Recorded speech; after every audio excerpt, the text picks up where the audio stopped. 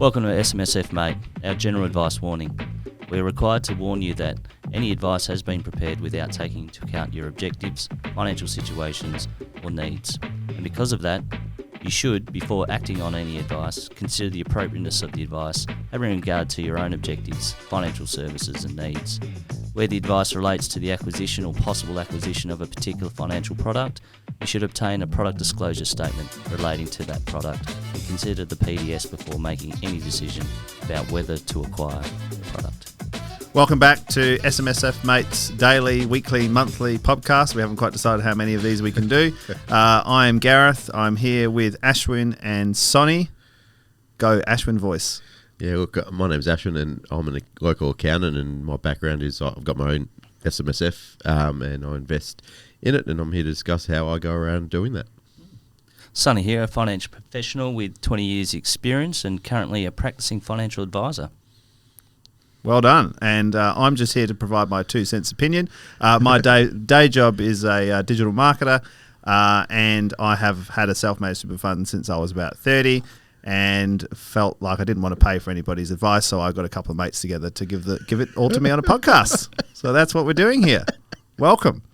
Which is as much discussion and insight than it is advice. Yeah. Absolutely. Big disclaimer about to be played. All right. So question number 1 up for discussion is it worth paying for a financial advisor or wealth manager?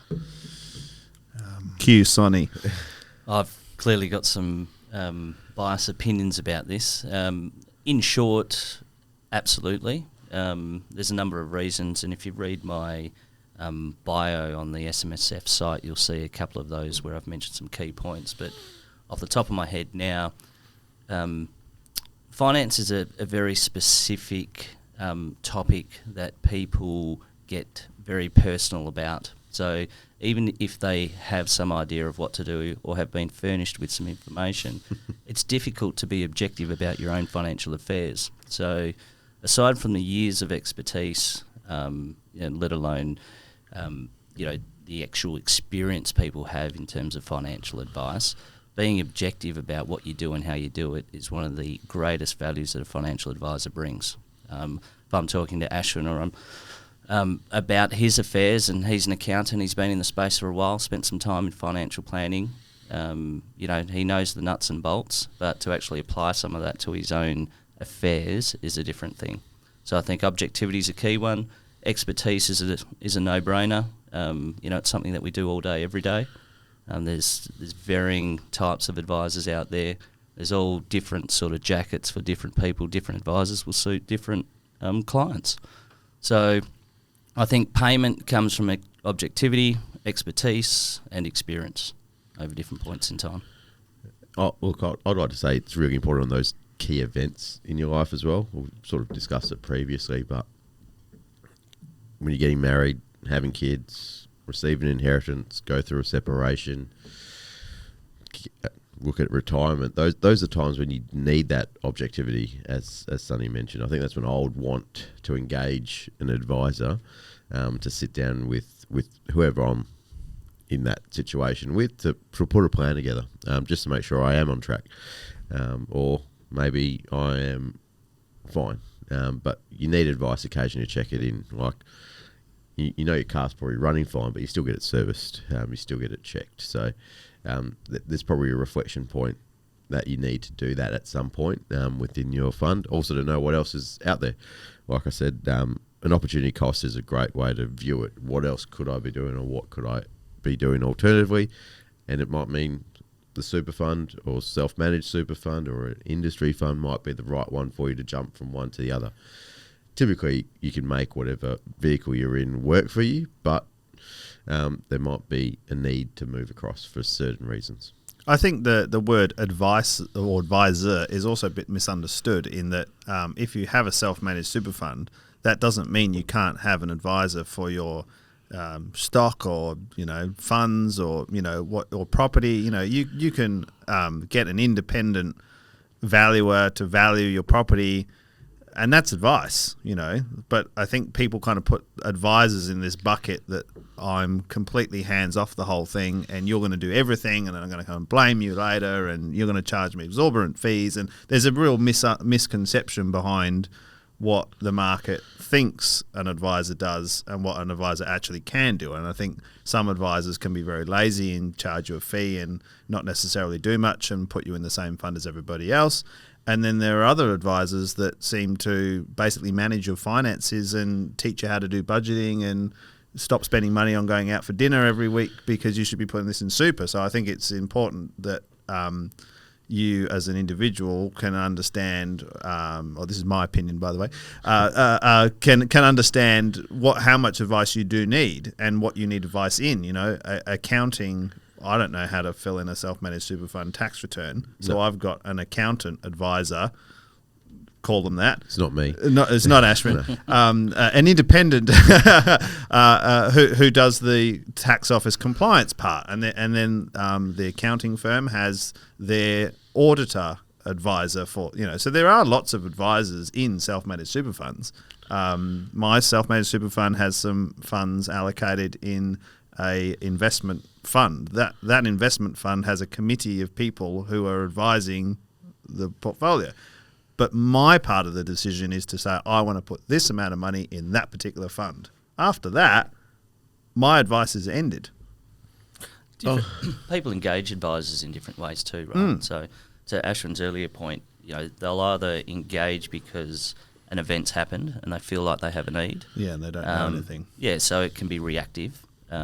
Some people, when they have an opportunity to speak to an advisor or someone that's had an advice experience, might be a little bit more proactive and then see the potential benefit of that relationship, because effectively that's what it is over a period of time.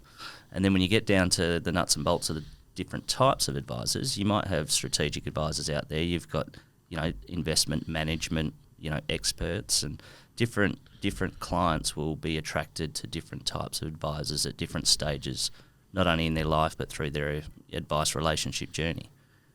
So someone that provides holistic advice, people might go to when they're planning for a financial future to tick all those boxes. So it really depends, and there are still advisors out there, to your point, Gareth, that will overcharge for services that they provide. There's advisors out there that undercharge for the services that they provide. And it's something that you've got to find either by referral or word of mouth through other people and hearing stories to find one that fits. And I used the jacket analogy earlier. It's something that a client used with me. It might be a really good jacket, but if that jacket doesn't fit you, then it's not going to suit. So, and you want a 30-year relationship with these people. Do your research, shop around. Yeah, look, on that side of things, I think when I have talked about it with friends, like ASIC's got a great resource of questions you should ask an advisor, and those answers should govern how well that suit or the jacket fits, right? So that's a guiding sense for those people that don't have any financial literacy or are unsure of those things. ASIC's a great resource of questions you could ask, and I'm sure we can engage that link on our relevant article for you to ask those questions. And I would encourage what Gareth said, go down and speak to as many as you can.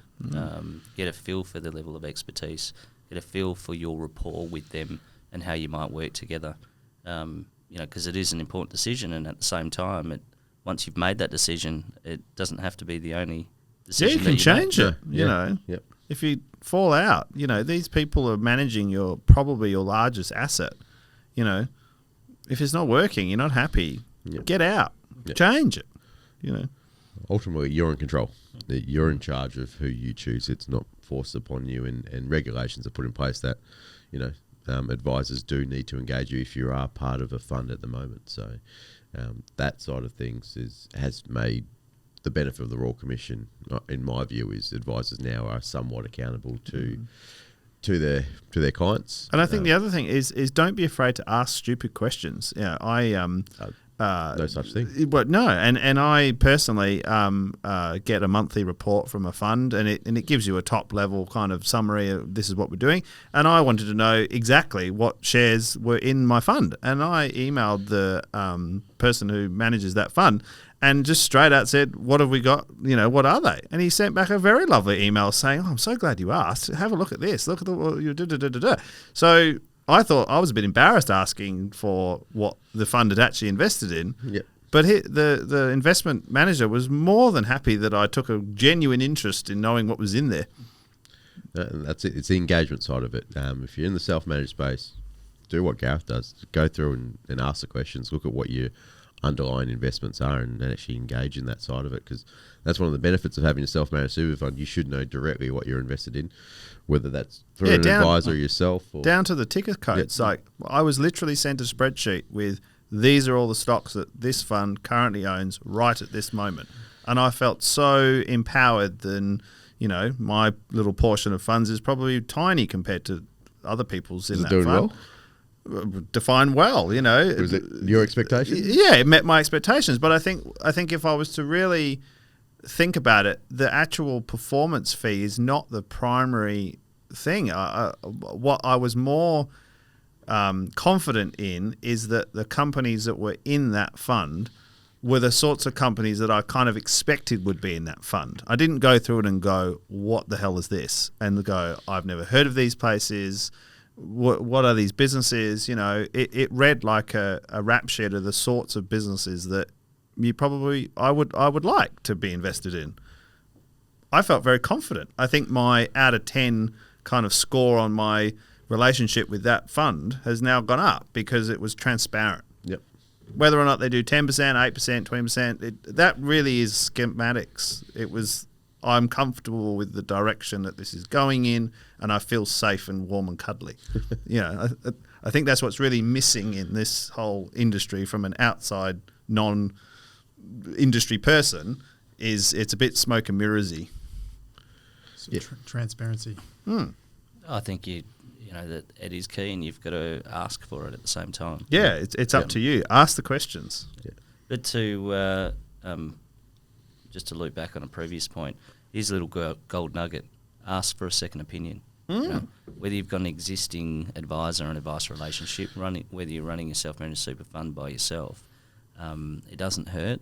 Sometimes it doesn't cost, and even if it does, it'd be well worth it to get a second opinion on what you're doing and how you're doing it. Yep. Thank you for joining us once again. If you're interested in our waffle about self-managed super funds, feel free to join us on smsfmate.com.au or search SMSFmate in Spotify.